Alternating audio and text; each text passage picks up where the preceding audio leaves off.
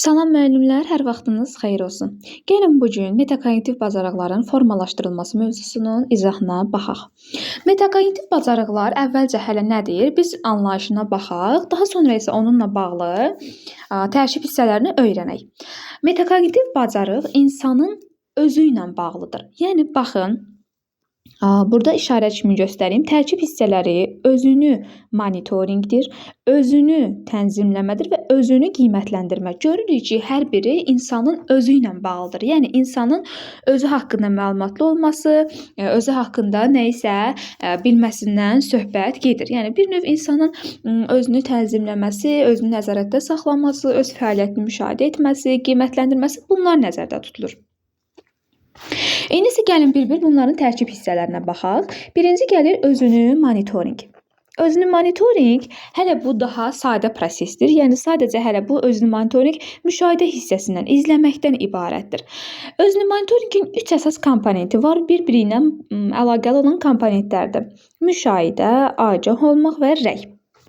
Deyirik birinci müşahidədir. Müşahidə insanın kitabda da yazdığını görürsünüz. Yəni nə etdiyinə, necə etdiyinə baxır. Yəni mən sadəcə müşahidə mərhələsində öz fəaliyyətimə baxıram. Öz fəaliyyətimi izləyirəm ki, mən bunu necə etdim, nəyi bu formada etdim, bunu nəyə görə etdim. Yəni sadəcə müşahidə edirəm öz fəaliyyətimi. Daha sonra isə ikinci mərhələ gəlir agah olmaq. Agah olmaq yəni nəyi niyə etdim? Məsələn, hər hansısa bir nəyisə iş görmüşəm, bunu niyə etdim?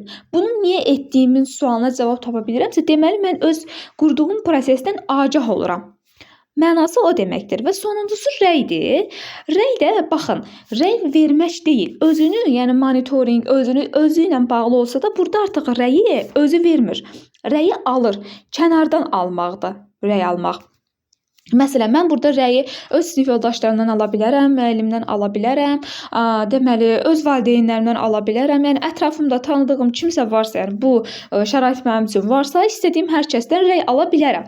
Bu da nəyə xidmət edir? Yəni, mən özümü kənardan görə bilmirəm. Mən öz fəaliyyətimi, bilirsiniz necə, öz fəaliyyətimi özüm izləyirəm. Amma kənardan tutaq ki, bu fəaliyyəti icra edən zaman nə edirəm, onu görmürəm. Tutaq ki, mən sinifdə tapşırıq yerinə yetirən zaman bilmirəm nə edirəm. Mən adi bir müəllim olaraq hər zaman uşaqlar mənə deyir ki, müəllim, siz niyə qışqıranda yuxarı baxırsınız? Mən məsələn bilirəm ki, uşaqlar nəsə biraz çox səs-küy salanda nəsə səs tonunu yüksəldirəm də. Amma mən bunu özümdə bilməmişəm ki, mən məsələn yuxarı baxıram. Amma uşaqlar onu avtomatik olaraq görüblər və mənə bir dəfə sual verdilər ki, müəllim, siz niyə qışqıranda yuxarı baxırsınız? Mən də vəziyyətdən çıxmaq üçün dedim ki, çünki sizin üzünüzə baxa bilmirəm də. Yəni ürəyim gəlmir sizin üzünüzə baxıb qışqırmağa, onun səs tonumu daha doğrusu qaldırmağa belə deyək, belə daha düzgün olar. Ona görə. Yəni belə hallar insan özünü kənardan görə bilmir bəzi məqamlarda. Yəni ona görə kənardan səni izləyirlər və sənə rəy verirlər. Bu mənadadır. Deməli, ikinci komponentimiz bizim özünü tənzimləmədir. Özünü tənzimləmənin 4 əsas, daha doğrusu tərkib hissəsi özünü tənzimləmədir. Özünü tənzimləmənin 4 əsas komponenti var. Məqsədi müəyyən edilməsi, planlaşdırma, emosional tənzimləmə və uyğunlaşma. Bu da bir-birinin əlaqəli olan mərhələlərdir.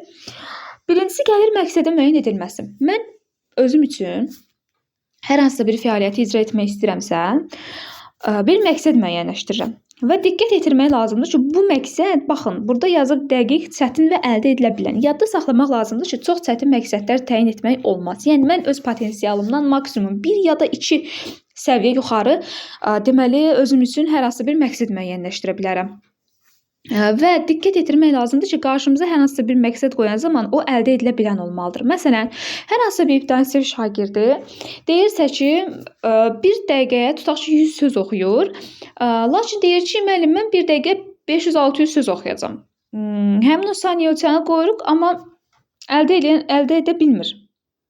Nə üçün? Çünki deməli, o öz potensialının daha yüksək bir deməli, ortaya məqsəd müəyyənləşdiribdir. Öz üçün ki, mən bir dəqiqə bu qədər söz oxumalıyam.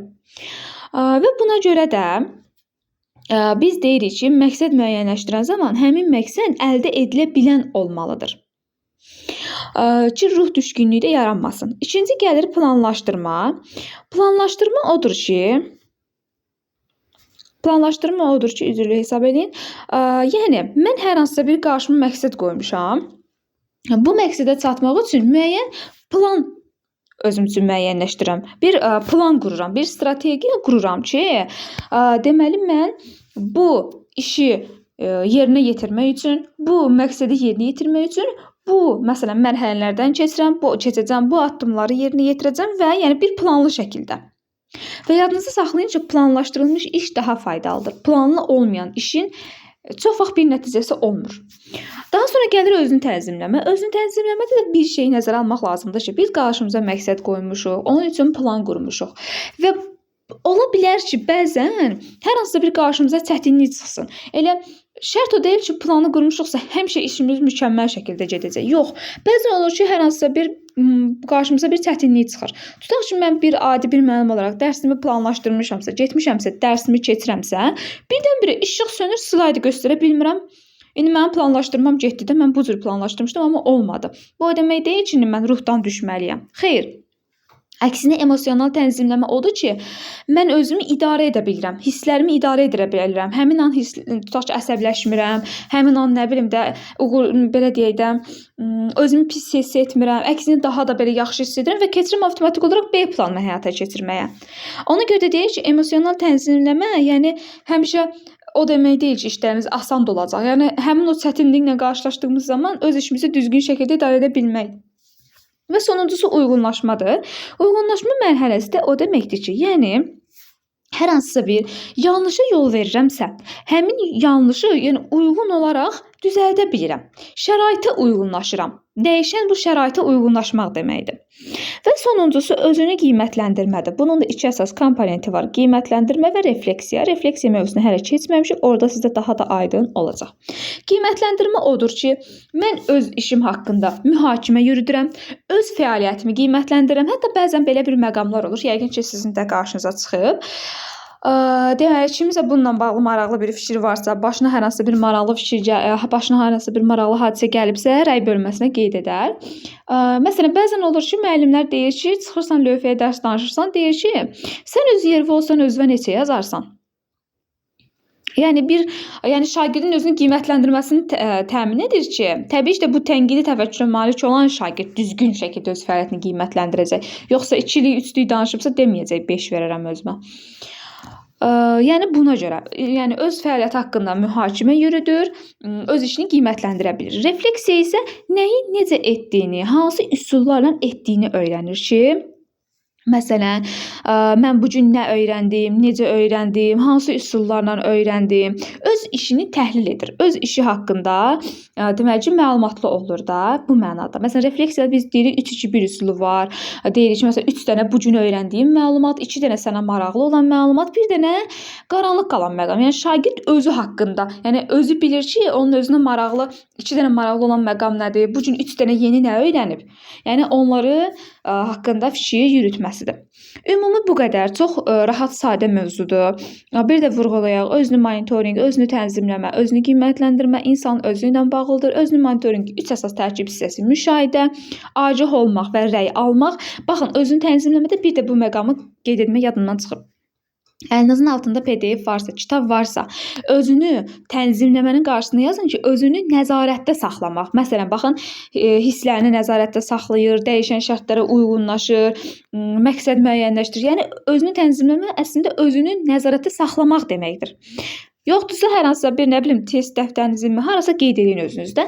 Və özünü tənzimləmənin də 4 əsas komponenti məqsədin müəyyən edilməsi, planlaşdırma, emosional tənzimləmə, uyğunlaşma və özünü qiymətləndirmə isə 2 əsas komponenti qiymətləndirmə və refleksiyadan ibarətdir.